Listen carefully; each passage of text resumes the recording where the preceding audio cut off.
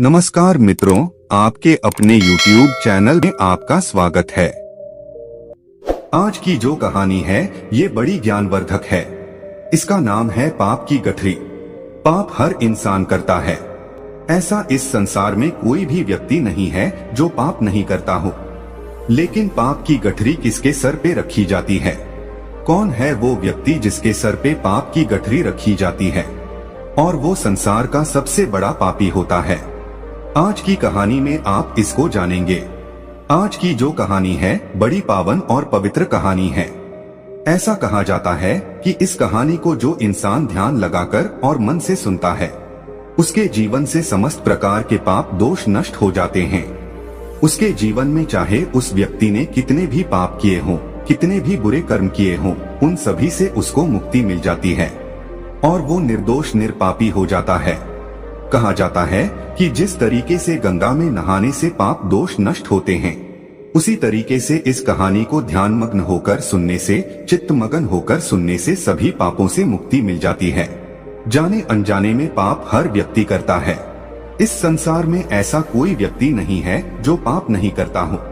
हम ना चाहते हुए भी हमसे पाप हो जाता है और हमें पता ही नहीं चलता कि हम किस पाप के भागीदारी बन जाते हैं। कहानी शुरू करने से पहले जो लोग हमसे नए जुड़े हैं वो हमारे चैनल को सब्सक्राइब करें। एक समय की बात है कि कदली वन में एक मोर और मोरनी रहते थे।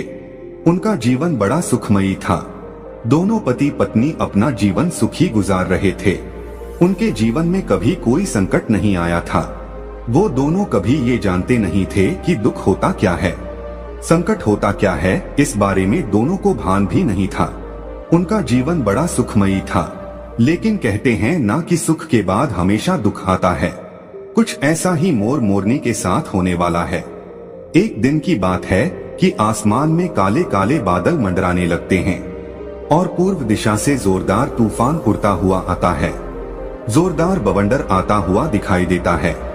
तब मोर और मोरनी उड़कर एक वट वृक्ष में जाके बैठ जाते हैं। वो वट वृक्ष काफी गहरा वट वृक्ष था। उस वट वृक्ष में काफी सारे जीव जंतु रहते थे। काफी सारे पक्षियों के घोंसले थे। काफी सारे पक्षियों के छोटे छोटे बच्चे थे। काफी सारे पक्षियों के अंडे रखे हुए थे।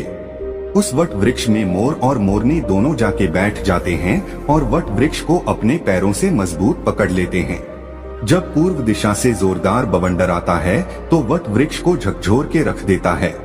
तूफान की वजह से उस वट वृक्ष में से काफी सारे पक्षियों के अंडे नीचे गिरकर फूट जाते हैं।